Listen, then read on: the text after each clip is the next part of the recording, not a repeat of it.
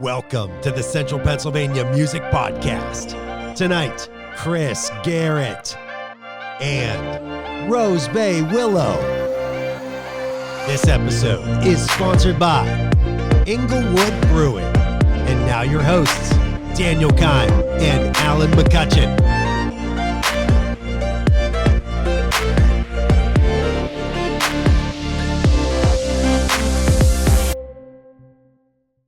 Welcome to another episode of the Central Pennsylvania Music Podcast. I'm your host, Daniel. And I'm your co-host, Alan. Tonight, we have a voice you'll definitely recognize, whether it's from the radio, TV, or maybe one of the best weddings you ever experienced, Chris Garrett. Followed by the dynamic voices of husband and wife duo, Orlando and Anna of Rosebay Willow. Let's dive right into it. We're here with Chris Garrett. Chris, thank you so much for taking the time to come on the show with us. Not a problem. It's good to see you outside of the awards for once. I know, right? There you go. That's the only time we see you is at the awards. Sorry, guys. It's okay. You're a busy guy. You're very busy guy with quite the extensive resume. Chris, let's kind of dive into, what you do for the community and how you've gotten involved. I mean, let's just kind of start at the beginning and get going. All right, cool. Well, I am a traffic anchor for the iHeart stations called Total Traffic Network. And with Black Information Network, I do about 4 or 5 cities. And I also am the fill-in traffic anchor for CBS 3 in Philadelphia. So Very cool. I'm a man of different cities in my head, and also try my best to learn about each city when it comes to being a traffic anchor or a traffic reporter. So it's kind of fun. Yeah. Too many roads.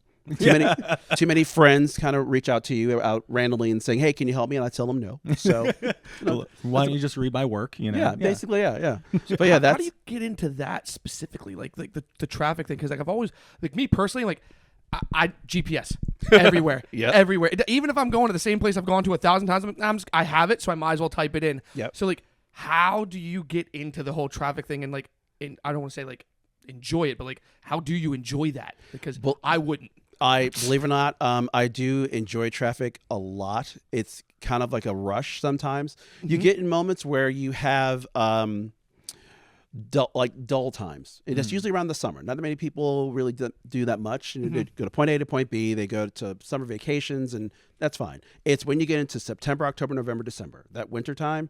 You got snow. You got people going back to school. You have a lot of things going on. And holidays. So that's when us traffic reporters, we're like, let's go. That's your busy season. Let's get it done. So it's kind of fun. But how I got into traffic is really weird. Out of the clear blue, I was working at iHeartRadio back in the day when there was Cool 99.3 and back in the day with RJ Harris. And a gentleman named Dave Andrews, I'm not going to tell you his real name because he'll yell at me, who was one of the top traffic anchors, just like John Wilsbach.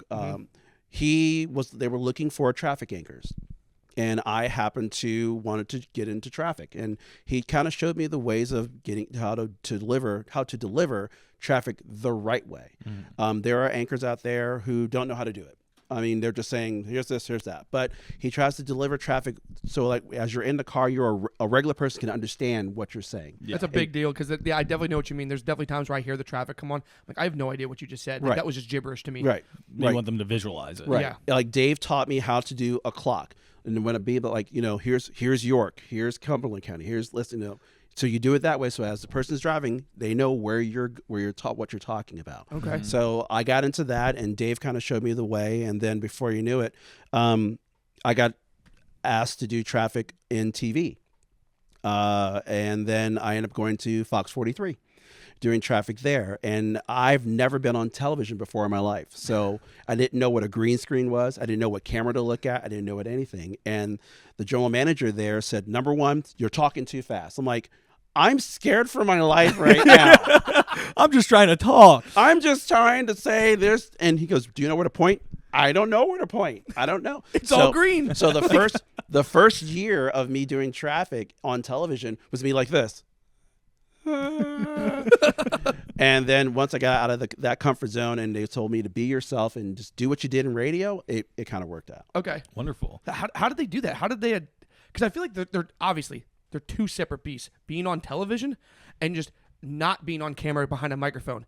there's two totally different dynamics to that. Oh, yeah. How did they make that mesh, or do you even know, like, how did they blend that for you so that your radio personality could mesh with the on-camera personality? Well, luckily, Fox 43's morning show at that time was very upbeat and a lot of energy, and we goofed off a lot. Yeah. So even if we messed up, we made fun of it, and That's cool. And that's what people at the time enjoyed about our morning show. We made ourselves like regular people. We weren't like, hey, I'm in television type of person, but we were not mistake free, but people knew that, and that kind of made it more comfortable for me to then show my personality as a traffic anchor for a morning show, which is, a tough job to be a traffic anchor on a morning show. I believe that. It makes it way more personable when you guys, show your flaws, and stuff like that happens. And so. Chris had a lot of flaws. I was saying I personally do like that, because I do get annoyed whenever I'm watching news or listening to news, like,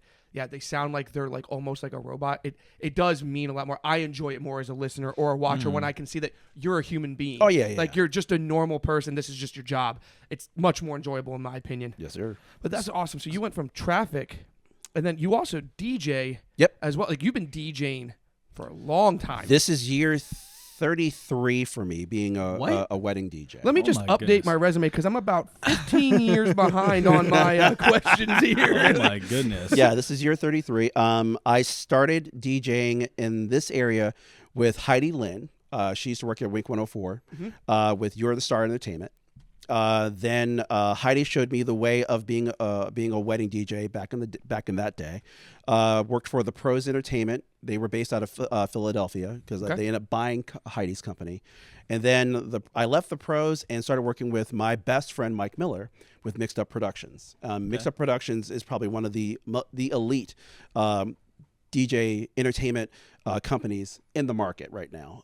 And I owe a lot of where I am DJ wise to Mike Miller and also to Heidi Lynn, because both of them showed me how to become a good wedding DJ, and then how to become an excellent wedding DJ, to becoming a wedding DJ that people are going to like, and you're not going to be annoying. Yeah. Because we've all been to that wedding, everybody. Oh my God. You've been to that wedding. And those people make it about themselves. They taught me how to make it about the client. Yes. The bride and groom. It's their one shot, their one day. And that's what I learned from both of them. If you look at Mike right now, Mike and the guys are doing a excellent job when it comes to wedding DJ, when it comes to weddings, when it comes to events. Heidi, believe it or not, is still out there doing it too. So, I thank them both for getting me where I am. That's amazing. And, having the right DJ for a wedding is super important. You can tell the difference. Music is obviously very impactful. Yeah, Central Pennsylvania Music Podcast. Heck, yep. There it is. But, you can really tell the difference. Oh, yeah. It could make or break a wedding, for sure. Yeah. Like with the party, for sure. Oh, absolutely. Guaranteed. So it sounds like you've had some amazing mentors over the years. Yes. All sides of your career. Oh, yes. Big time. Wow. So, and you moved to Central Pennsylvania in 1995, correct? Yes, that is correct. Originally from Washington, D.C.? Originally from Waldorf, Maryland, to be exact. Even though we all say, I live in Philadelphia, but I don't live in, Yeah. But it was Waldorf, Maryland. Small little town then, not anymore. Went to Thomas Stone High School. Was in the marching band. Whoop, whoop. You're real good at a specific instrument here. Yep, drums, baby. Yep. Went to Thomas Stone High School. Left Waldorf, moved up here in '95. Went to Central Penn Business School. Okay. Which is now Central Penn College. Went there for a bit. Didn't finish. Sorry. And then end up getting into radio right after that. Wow. So, and did you have plans of getting into radio, or is this something that you? Yes. Believe it or not, and it's funny. I wanted to get into TV and radio, and Central Penn at the time had a TV radio, and then they got rid of it, and they ended up doing just I think communications. But I just didn't finish it, and I ended up working with RJ Harris as an intern, and that's how I ended up getting into radio. So you kind of looked at Central Penn like, I don't need you. I skipped that step. No, you know what? I looking back on it, I kind of did need them a little bit, and I wish I kind of would have finished. It's like one of my bucket lists to try to finish, but it took a lot of people, a lot of mentors to get me to where I am today. And if I didn't have that, if I didn't have Central Penn to at least get me started, I don't think I would have pushed myself through what I got. You don't think it would have connected those other dots No. to get where you're at? Not even close. That's an interesting thing. But I got to ask, though, too, because someone that you're known for what you do. I mean, you're a radio personality. You're known for that. You're definitely funny as, I'll say funny as hell whenever people get to see you and you entertain. I'm funny as Earl David Reed. Oh, my God. I hope he sees that. I really do. We'll make We'll sure show he him. sees Oh yeah, it. he'll We'll see it. show He'll him. see it. Sorry, I'm kidding, Earl. Don't come after me. Jeez. But I mean, like, you've already done well. You have a name for yours. People know who you are. So I got to ask, because you're still saying, Central Penn played a big part. But this is something that I see a lot when we talk to people that are involved in the industry, whether it's music, radio, or anything. You can go to school for this, but then you also have like the real life experiences, and there's like a big separation that I think a lot of people are saying. It's like, you can go to school all you want, but if you don't have the experience, that school's not going to set you up for success.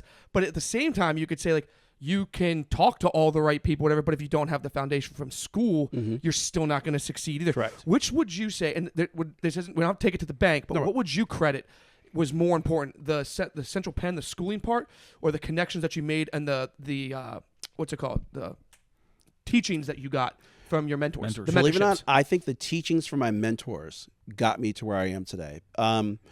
If I look back at all the people that helped me get from point A to point B, from my dad who started in radio back in the 50s and 60s, to leading up to meeting up with R.J. Harris.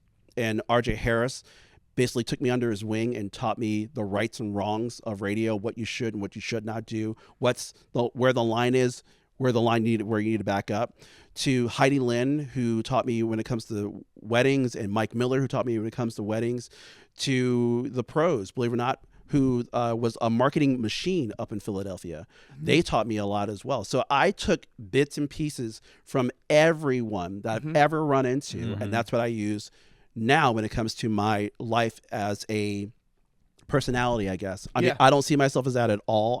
Everyone says, you're a TV guy. I'm like, I'm just a guy. I'm just a dude. I'm just a dude. I'm literally just here. I mean, I just am very lucky to get to do the things that I've gotten to do so far. Yeah. And I mean, there's a lot more left, I think. I think there's a big door that's going to open for me, hopefully, soon. And we'll see what happens. So but was that a little breadcrumb saying you have some big things in the works right now? I'm hoping. Yeah. I mean, I pray on it every day. So we'll see what happens. Okay. All right. Awesome. Are we allowed to like squeak that door pry open a at little all, bit? or Like, should we should just we leave it? pry? Like, do you want us to pry, or do you want us to like stop it? Like, stop. Next question, please. Okay. All right. So how did you get involved with the Central Pennsylvania Music Hall of Fame? Well, that was interesting because I went to the first, second. I went to the second one. Okay. At Whitaker Center. And I saw Jenna and Chachi up there, and I was like, this is pretty cool. And then I also saw the bands that were being inducted. I'm like, this is pretty awesome. And then out of the clear blue, Chachi decided to not do it the next year. And Jenna, who said, hey, I'm like, what, Jenna? Do you want to? I'm like, what do I have to do? She goes, well, you have to memorize lines. I'm like, nope, that's it. Nope, sorry. I'm out. She goes, you can try. I'm like, well, okay. And Jenna came up to me, and B, I always call Brandon B, came up to me and said, just, try it for the first year, see what happens. And I'm like, sure, no problem. And I have now am in love with that show. Yeah. Believe you guys it or not, crush it. well, every year. And she's not here to stop me from saying it this time, because Jenna stops me every year when I say it. Jenna Clay is a master of writing. If we're funny, it's because of Jenna Clay. Because Jenna Clay is a master of words. She is awesome. That's awesome. And that's why we're funny. I mean, that's why she tells me what the words are, and then I deliver it. And I think that's why we're pretty good at the whole. Your personalities mesh very well when you guys are doing like the skits together. Now, granted, we only get to see bits and pieces here because we're also working. Yeah, you're when working it comes too, to the yeah. awards as well. Yeah. But when we do get to sit down and watch you, I mean, you guys have made me laugh every time we've seen it. Like, you guys crush it, and like it takes a lot of. I mean, like, that's different too. I mean, you've been behind the microphone. Yep. You've been in front of the camera. Yep. But now that's more along the lines of theater. That's a totally Live different piece as well, because you're performance. live in front of an audience. I can tell you that crowd is one of the toughest crowds because of the amount of talent that is sitting in that room. I feel like we have to go over and above just to get them to really laugh. I think the first year we had to really go over and above. Last year, that crowd was in it. I mean, that crowd was in it, and they were. But this year, I have a feeling that it's going to be a big one because it's number 5. Yep. Yeah. And my favorite band's going in, and Who's your favorite band? Blitz Dinette, baby. Okay. All right. So Blitz is going in. I've been hoping and praying that was happening when I would be there. So I have a feeling that this year's show is going to be epic. Yeah. But I told everyone, I said, this isn't the end of that show. That show is going to make it to Giant Center. I guarantee it's going to make it to a Giant Center run. I think so too. I mean, they're already at over 900 tickets sold, I believe. Yep. Right. So, and what was last year the total number? 1,200. I think it was 12 or 12 to 14. I think it was 12 to 14. But I have a feeling this is one's going to sell out. Mm-hmm. I mean, if you saw the lineup, I mean, you know who's going to be there. Yep. Mm-hmm. So this one's going to sell out. But I have a feeling once we get to year 6 or year 7, this is off to Giant Center. Absolutely. I mean, it's amazing to have this much support in central Pennsylvania to the point where we're already talking about potentially selling out the famous Hershey Theater and potentially having to move on to something as big as the Giant Center. I mean, where you've been around the community for a very, very long time. Mm-hmm. Where do you think all this stems from in central Pennsylvania? I think it stems from basically central Pennsylvania is all about music. Yeah. I mean, if you look at the bands that have left this area to go off to do bigger things, I'm just shocked and amazed. I mean, and some of these small bands and some of these small venues, I mean, also helped out too. From the Chameleon Club back in the day. God, I love that place. I love that place. I remember people were telling me stories about the Metron back in the day in Harrisburg. Yep.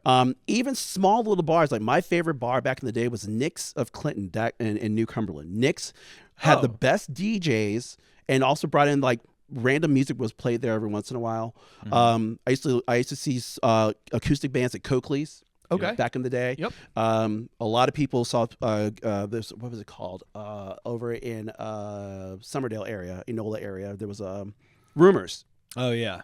Rumors, if I'm not mistaken. So I've seen a lot of these, and if you look at the bands that have gone in these small venues to go to bigger venues to now are headliners, Yeah. it just blows your mind and they all came out of central Pennsylvania. Yeah. Yeah. I mean, it sounds like we all just really work well as a community, from down to the bars, to the venues, to the stages, the super stages, you know. Yeah. And I must say that bands help bands. Yeah. Yes. Which I does not happen in New York. But in Central PA, I mean, bands will help promote other bands, and those bands they all help each other out, and you just don't see that. No. So, I mean, I always talk about this too, but and I could be wrong. This is just from my own perspective, but I mean, me and Chris were in the music scene at the same time, and we weren't even really friends at that time. We just knew of each other, and we were in 2 separate acts. And when we first started, we talk about this all the time off camera, from my perspective, there wasn't a whole lot of support between bands and bands promoting. Like, it was kind of cutthroat. It was like you would see each other and be like, oh man, like, dude, love your set, like, cool. And then we'd go back to our own band members, like, we gotta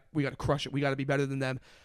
And then it was like sometime like a couple years after that, when I got back into the music scene again, because I'd taken a hiatus, it was like all of a sudden the scene had changed, and yet it was like everyone was just supporting one another, and it was so much more enjoyable.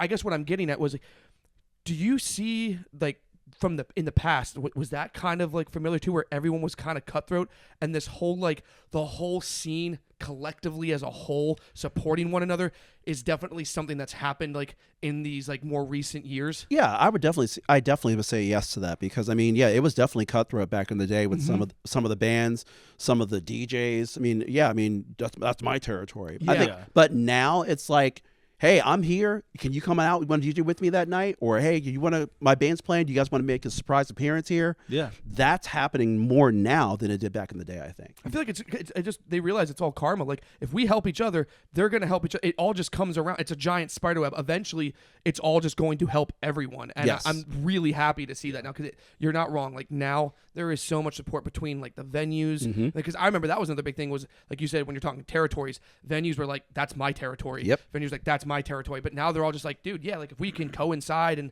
cooperate, like, yeah, dude, let's make this bigger and even better. And it's like, I love seeing that now, and it's so awesome, and it makes me so excited for the younger generation of music too. What do you think changed? I mean, it sounds like kind of like you know, there may have been a little bit of an up and down where it's like, you know, all these bands and venues were supportive of each other, and then they kind of, you know, went another way where they were getting competitive. What do you think changed to make them go back to supporting each other again? Do you think it's because everybody noticed the sheer amount of talent and just all kind of put aside their differences and, you know, kind of tried to unify to highlight our qualities? I think so. I really do think that a lot of people just got together and said, look, this whole cutthroat thing doesn't get us anywhere. Yeah. Said, if I promote you and you promote me, or if I happen to know there's someone need a band somewhere, I mean, and I can promote you, go for it. And I have a feeling that cutthroat thing kind of just died. Yeah. I think as we all got older, it died. Maturity kicked in, and we realized, look, to help someone goes a long way to throw them under the bus. Absolutely. Yes. Yeah. So, God, I could sit here and talk to you forever, man. Like, I love picking people's brains, and this is one of the things that we love about doing the shows, because we get to sit down with people like you, from musicians, radios, everything in between, like anything to do with the music industry. And I love being able to pick your guys' brains and just learning something every time, man. Well, I'll definitely tell you guys this: if you ever want to, you know, learn more about, you know, the quote unquote the business when it comes to the radio side or the TV side or the music side, I mean, always reach out to some of the people who've been in the market for years, like an RJ Harris, or Glenn Hamilton, or the guys from 105.7 The X back in the day, or I mean, those guys and gals know so much more than I do. Yeah. And they've been in the trenches, and they know what's going on. So I always say just reach out to them, because if you want to learn more, especially about this central Pennsylvania music scene, I mean, reach out to them. Oh yeah, we had Jen Shade on, and I mean, she just knows, like, she knows everybody, and she just is an incredibly knowledgeable woman. Like, yes, you just, and I mean this with all due respect, like, she could just talk forever about everything that goes on in the scene, like from whatever time period. And I'm just like, it was astounding. Like I said, I mean that as a compliment. Like, she just doesn't run out of information. Yeah, it's crazy. I don't understand how my brain does not work like that. So I'm grateful that I get to sit down with people that do. It's a wealth of knowledge. Mm-hmm. Well, one quick question before we wrap up here. Okay. I did want to ask. So we talked about your career and your resume and everything. It sounds like we said this already, had some amazing mentors over the years, and I'm sure you're getting to the point where you can mentor yourself. No. Come on, okay, never mind. Interview over. We're done. All right, get out. What is some mentoring advice you would give to anybody that is, you know, trying to maybe pursue a career in radio or TV or even in music here in Central Pennsylvania or anywhere really, I guess? I would say find a mentor. Find someone that will take you under their wing and show you the rights and wrongs and show you what you should and should not do. Find someone that will also be your, I hate to say it this way, your worst critic, that will get at you. Stop doing this. Stop doing that. I have those people in my corner. And it's funny because I will post videos on my Facebook page or something like that, and I will always hear from the same people, and they are my mentors, saying, hey, you know what you could do here? You know what you could do there? And I appreciate that, because I don't want anyone sugarcoating anything to me. I want you to flat out just tell me. Yeah. Because that's going to help me in the long run, of you saying, you did such a great job. Yeah. When you know you just pooped the bed. Yeah. And it's better to have that, like, non-sugar-coated, like, critique coming from someone that you know that actually cares about you and wants to see you succeed, right? Rather than the non-sugar-coated version of someone that wants to see you, like, destroyed. Completely, yeah. And having those people in my corner has basically made my career where it is right now. I mean, I thank my family. I thank my 4 kids and my soon-to-be stepdaughter and my fiance, and also all of my family members, because without them, I still wouldn't be where I am right now. But I also thank every person that has ever said any words to me, positive or negative, to get me where I am today. That's amazing. That's great. You know, it's awesome to have those people that are good for you and not just good to you. Correct. It's very important to have something like that, and that's something that I've learned in my personal career over the years. Is you want that person on your team every time. Right. Absolutely. So guaranteed. Man, Chris, thank you so much for coming on today. Hey, That thanks was guys for having me. awesome. Chris, yeah, You're speechless right now, dude. I've never heard you just- this quiet. I just love it, man. Like I just love listening to like this is why we do what we do, man. I'm happy to be part of this organization. Yeah, man, It's because seriously. we just love to support everyone. But yeah, thank you so much for taking the time to drive out, No come sit problem. down with us. It's been a pleasure, and I can't wait to see you guys. Maybe we might see you a little bit more often here, off the podcast here in the soon coming future. You never Maybe. know. We'll see. You never know. You never know what could happen tomorrow. Well, but until next time, everyone. Chris, thank Yep. you so much. Thank you guys. Chris, thank you. Thank you. Well, as always, it was a pleasure talking with Chris Garrett. Oh, dude, Chris is one of the funniest guys I've met, especially in this industry.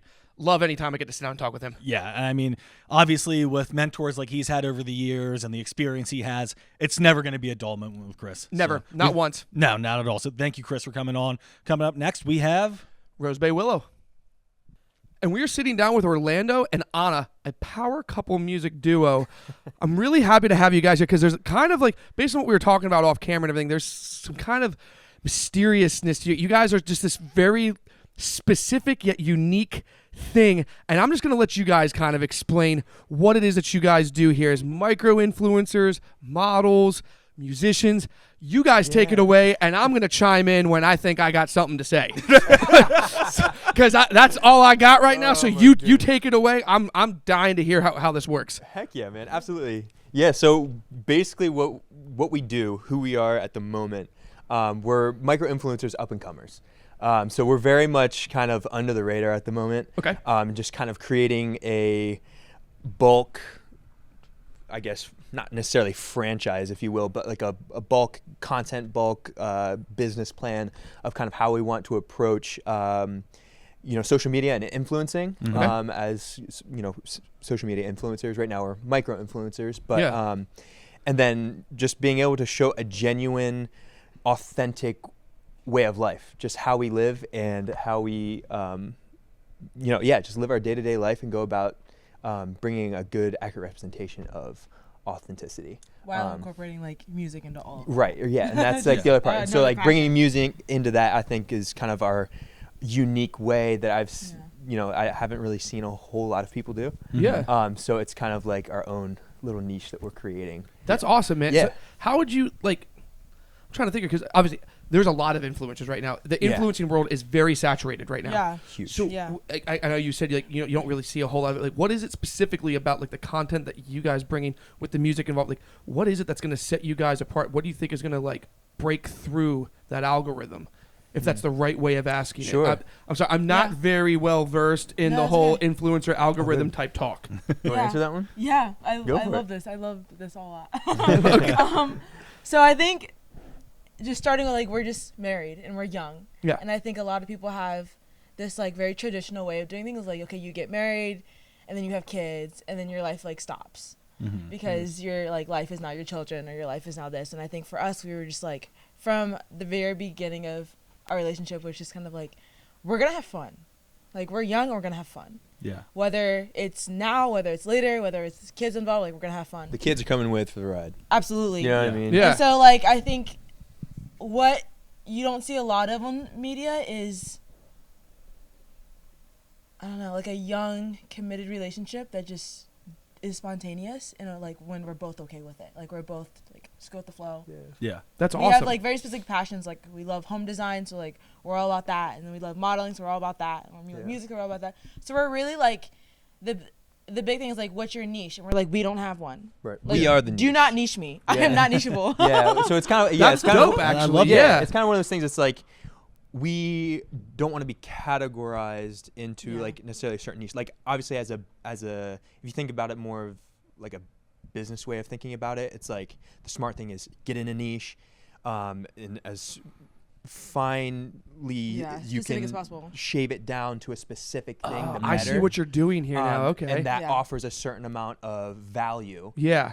But it's something that's like that would not be authentic for us because we have so many different passions, Right. so many different directions Yes. that we want to explore. You're not trying to box yourself into one Yeah, thing. Yeah. exactly. I was we just gonna say that, We really yeah. don't color inside the lines really for anything. So it's like anything from our faith to our music to our just the way that we live our life is Yeah. so abstract that it's not something like we're educators or we're just musicians. It's like, yes, well, music is like a huge passion of ours, and I believe for myself and her, like we both have spiritual gifts in music. Like we just have that inclination.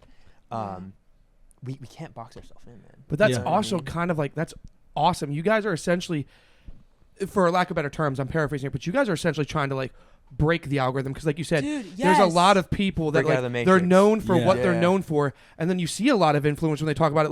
Like Mr. Beast is a perfect example. Not to like put him on any more of a pedestal than he already is. He's a really nice dude, but even he said, he's like, it costs him so much money to keep doing what he's doing and all this. And there's other influencers that they're like, they get so tired of it. Like, if you beat that niche to death, you almost run out of ideas. And you guys are essentially trying to make it so that it doesn't matter what you guys put out. Once you have the foundation and the following, the fact that you guys don't fit into anything is what's going to excel, and it's not going to box you in at all. Right. Yeah. That's dope.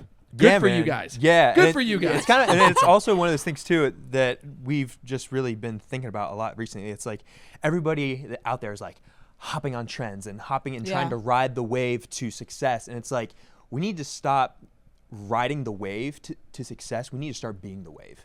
Yeah. You know what I mean? Yeah, and dude. so that's really, I think, our goal in all of this is to be able to create a space that people feel welcome in, and we can just all come together and share something. And that's honestly kind of our I guess mission statement, if you will. Kind of, is especially like once we get into, you know, more established in our music and everything, and once we bring that to the public and everything, we really want to create a space for people to come up, like anyone, no matter what your background is, no matter who you are, no matter what you've done, no matter what kind of day you've had, you can come into this space. We can share something so powerful as music, and all just come together having a good time. You know what I mean? Sharing something together as a community. Community is huge for us. It's one of our biggest passions. Like, we love having people over for dinner. Like that's like our number one favorite thing to do. We love family. We love friends. We just love community. Yeah, so creating a community for people to, you know, if you come in and you've had a bad day, or you come in and you're fighting with your spouse, you can leave a little bit more in love, or you can, you know, leave a little bit more inspired. Like, that's our goal. And so, yeah, I believe like music and shows are built up of three things. One is showing up. Yep. One is playing the music, showing up and everybody else showing up, playing the music, and then just getting out of the way. Yeah. Just getting out of the way and letting the music and, as you know, we're believers, we're Christians. And so like just getting out of the way and allowing the Lord to just do his work. Yeah. Because it's when we get in the way, like, God isn't able to do what he does best. Yes. You know, leave that spiritual connection open with God. Yeah. For like whoever, like, when, right. And it's like I said, it's like, it's not like you have to be a believer to like come and hang out or like whatever. It's like, no, dude, like wherever you're at, whatever you're doing, like just come in and share, just have communion with us. And, you know, that's awesome. Fun. Yeah, that's awesome. So, and the music thing, this is nothing new to both of you. You've both been playing music for your entire lives, correct? Like for your entire life. Okay, like gotcha. More so. 16. 16. Okay, still a good amount of time, you know. Still a good amount of time, yeah. I mean, that's about me too. I mean, I was playing since like 17 or 18. Yeah. Okay. That's about it. So, yeah. I mean, I started probably, I don't know, my early teens, a little earlier before that maybe. But I mean, you come from a very music-based family as well. So I've heard some of your music before. And so you were saying, kind of off camera, you want to build, I guess on camera too, you want to build your music into your life. Can you maybe dive into that a little bit more, I guess, with your life as an influencer and everything? Yeah. What do you think? I think it's one of our daily things. Like, we daily it's part of songwrite. Just what we do. Like, just like you fold laundry, just like you do the dishes, like we songwrite. Yeah. Anytime you get like, there's some times where I'm just at work and I'm like humming something, and all of a sudden I just get like a flood of words or a flood of like a concept, and like I have to take a 5-minute break from work and start, you know, type something down. Don't tell your mom. Yeah, I was gonna say. But and I just have to like get these words out and stuff. So it's really just part of who we are, like as creatives, to we're always writing, and that's kind of the phase that we're in. Like, I think musicians go through a lot of phases where they're like performing a bunch, Mhm. writing a bunch, recording a bunch, producing a bunch, and then cycle that again. You know what I mean? Like Yeah. there's so much different phases that musicians go through. So I think for us, like right now, we're very much in like a creative preparation stage. Yeah. You guys are before doing it we right, though. I'll launch. tell you Yeah. that, though. Thank Especially you. from like Thank our you. own experience, all the people that we've talked to, all the different musicians, producers, everything we've talked to. Like, yeah, the big mistake that a lot of people do is they're like, I want to be a band. I want to do music. And they just jump right into Right, the yeah. wrong direction. Right. Which, like, nothing wrong with just jumping into it and if it doing what you're works for you, passionate for. it works Yeah. for you. But the safest and best way we've seen or we've heard is like, if you Yeah. know you want to do this, then do the prep work first. Lay the foundation. Yeah. Like, Right. have good writing because Be then tactful. yeah, because then you don't. Yeah. You're not stressed when it's like, okay, cool, we banged out 5 songs on an EP. What's next? It's like, I don't know. I have nothing written. It's like Right. you have a Right. stockpile of stuff to work with still, so you're never truly Yeah. depleted. You know what I mean? That's really That's a very Yeah. smart way to do things, man. Absolutely. Yeah. Do you guys know who Nick D is? It sounds sorry? familiar. Nick Yeah. D. He's like a huge like TikTok sensation It musician. sounds so familiar. This guy lives out in the twigs. Like lives on a farm with his family. He doesn't tour, but he gets like 1 million streams a day. Wow. Whoa. Yeah. Yeah, Big he's time. big But time. his whole like business plan on it is phenomenal. Like It is. he doesn't tour, he doesn't do any of these things, but he's just like making music. Like I was listening to one of his interviews the other day. He made like 80 masters in his home studio inside of his minivan. My gosh. And he just like that's recorded like yeah, and insane. it was cool because like the minivan was like good for sound. Uh-huh. Yeah. And it was really condensing. So like he just took all the seats out and like set up a studio in his minivan and like did like 80 masters. And he's like, yeah, this is all like my bulk content. And now he's got like 150 songs that he's just like ready, like stockpiled, ready to put out. And Oh so my it's like goodness. it's Yeah. wild. Like and so yeah, just like with the whole like labels and what do you call it? I'm blanking. So you got Music Management. labels and Yeah. like Yeah. Again, Management. in the music world, you're like, we don't want to follow the algorithm. You want to make Right. your own algorithm. Yeah. You and, want to. and he brings home a 100% of what he makes. That's amazing.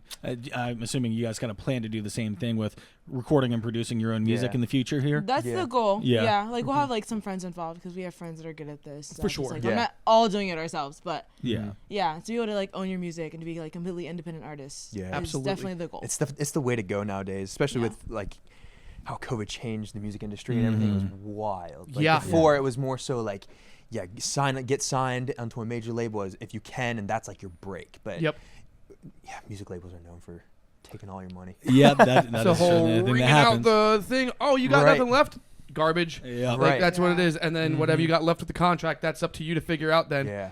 Right. yeah, no, And you're not people wrong. are signing their lives away, man. They're signing like 15-year contracts, and you're expected to be like Yep. top of the charts for 15 years. It's like that's nearly impossible. Yeah. Unless you're like a Drake or a Taylor Swift or like Yep. something like that Yep. that they've turned into an icon. But it's anyways. Well, music is one of those things as well where it's abstract and you write what you're feeling. I see that a lot in your guys' music. In your music, I've been following you for a couple months now. I mean, I've known you for a very Sure. long time. But Yeah. Whenever I ran into you over the summer, I started following your Instagram page and checking out your music.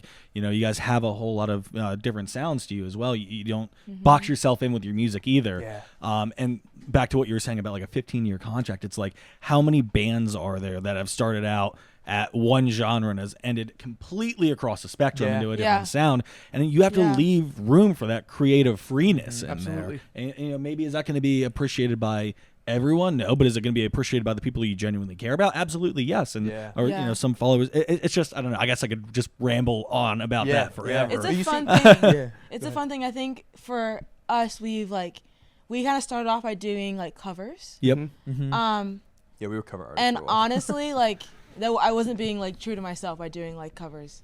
I was like, Yeah. covers are sick. People sing really awesome stuff, but I was like, I'm sick of singing covers. Like, so now Yeah. we were like, we decided can't we're find only your own gonna sing. sound. We're only gonna No. sing Yeah. our stuff. Like, very only. very few artists find their sound like by doing covers. Like I think like one is Right. like Fame on Fire or Our Last Night. Like they got Yeah. famous for doing covers, but they also had their own original stuff, and Right. it got them on the market. And it worked for them. But Yeah. it's very hard to find your own voice through covers. But Right. like you were saying, like you got to leave room for like the creativity to grow.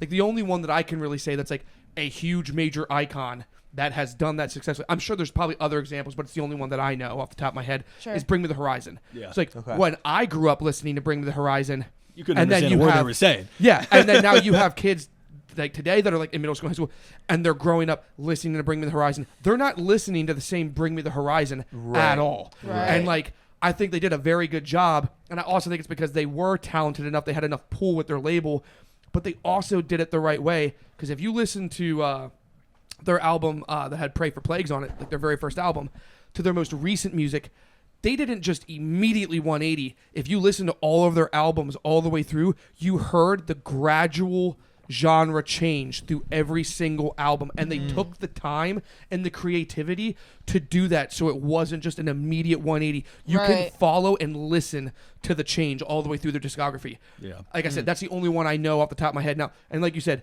is everyone going to be a fan of it or not? If bands do that, no. Because do I personally like the newest Bring Me the Horizon? Not really. Yeah. But I have much respect for them, and I will always have respect for them because I feel like they did it the right way. Yeah. But I agree with you. Like there needs to be more openness in the music industry. Like if Wage War just wants to write like a straight pop punk song, all willy nilly, they should be allowed to just write a straight pop punk song instead of it being like metalcore. Yeah. So yeah, I mean, and I think if you gave the freedom to all artists throughout the entire industry, that that's the norm, I think it could quite literally flip the music industry on its head. Most definitely. Like because it's going to destroy every algorithm, every business model, every business plan they have, because it's like, and I think that's kind of why they don't let that happen. Right. Yeah. It's just so cool to see the difference too between, you know, how you guys promote your music right now with using social media and TikTok, because you and I are only a couple of years apart in age, but like even like me growing up was still a little bit different. You know, we didn't have TikTok and the social media to the same effect that we do right now. I was kind of on the tail end of, you know, go to the mall and try to sell tickets. 100%. You were a part of that, you know, and that's not something you really see much anymore, but it's great to see you guys using every single avenue you have to get out there and promote yourself and get your message and your music out there. I love to see it. And I mean, what are some of the more plans for the future, you know, running with this new technology here these days? I mean, it sounds like you have a lot of research done on this. You have a business plan. What's next for you? More research. Yeah, more research. More research, more education of just the music business side of things, because I feel like personally, as just kind of my entrepreneurial mind works, is if you don't treat your music like a business, it's going to be really hard to succeed. There's so many artists that are incredibly talented, far more talented than say us, for example, but like they only want to do the music. All the artists are like, I just want to show up, play, bounce. Yeah. And it's like, no, especially now that like, kind of going back to what you said about like the music industry kind of getting flipped on its head. It's like major labels need artists more than artists need the major label. Yes. Yeah. That is, you're seeing that more and more and more. And yeah, being an independent artist, you have to be able to do it all. You can't rely on a major label or a label, you know, no matter how big or small, to, you know, do that. Not saying that like every label is bad, because there definitely are some avenues that you can go down and have a great career, great success, and like get a good, you know, cut of what you're doing. Absolutely. But it's kind of the wave right now. Like everybody's going independent, and it's like if you can keep 100% of your stuff, do it. Like why wouldn't you? And so like I'm very excited to learn more about music business and dive into that and start treating our, you know, brand, our brand as a business, and try to get that LLC. You know what I mean? Yeah, absolutely, dude. Yeah, man. So that's kind of like building that is kind of our next step, and then also like I would love to get some recordings done this year. Yeah. Yeah, dude. Maybe release. We're still deciding, but again, that's a definitely whole nother ball game of release strategies and all that kind of stuff. So we've been talking about how all this music and everything is involved in your social media content and everything, and how it's important in your life and the way you're viewing it. We're also going to get to see a sneak peek into what this music is like, correct? Like, I believe we're going to have a live performance here. Absolutely. Now, does the music have its own name aside from your guys' brand, or is it all encompassing, like with your social media content? Is it all under the same name? Because I know I've heard the name Rosebay Willow thrown around a lot. So is that what encapsulates the music, or does that encapsulate the brand? Rosebay Willow is a it's a really special meaning to us. Should we? We might have to kill you if we tell you. Security. We can. I think to just play it safe because things are always changing. Okay. Yeah. And we're always like rebranding. Like we're just trying to figure out things for ourselves right now. Sure. Yeah. So I think it's a current band name. Okay. Mm-hmm. But it might not be forever. Okay. Yeah. Gotcha. Yeah. There's some good meaning behind it.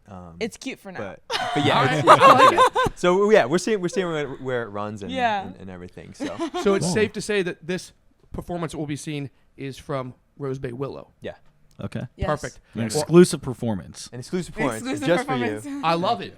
So- One night only. Well, I'm excited. And without further ado, I would love to have you guys take it away. And also, Absolutely. thank you so much for taking the time, Yeah, thanks for sitting down having and talking us. with us. Absolutely. You fun. guys are a Our pleasure. Oh, it was a blast. Thank you guys so much. Heck yeah, man. I'm Orlando. This is my lovely wife, Anna Milenia. Together, we are Rosebay Willow. This is a song that we're actually still in the midst of writing, but it's fun, it's adventurous, and we'd love to share it with you. So let's hop into it.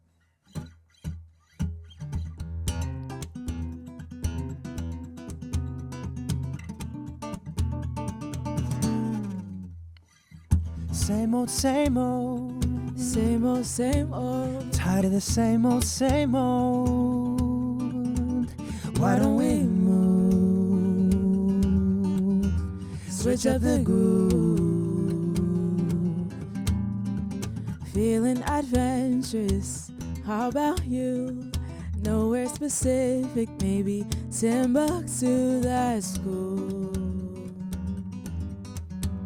That's cool. 'Cause I don't wanna waste our youth, so we should go in 3, 2, 1. We'll send our zip code wherever we end up. We'll be romantic 'cause I'm with you. I don't wanna waste our youth, so we should go in 3, 2, 1. We'll send our zip code wherever we end up. We'll be romantic 'cause I'm with you.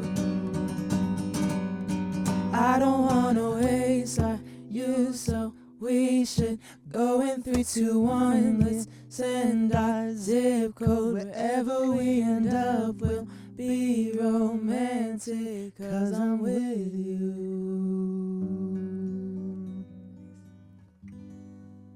That was fire. Heck yeah, man.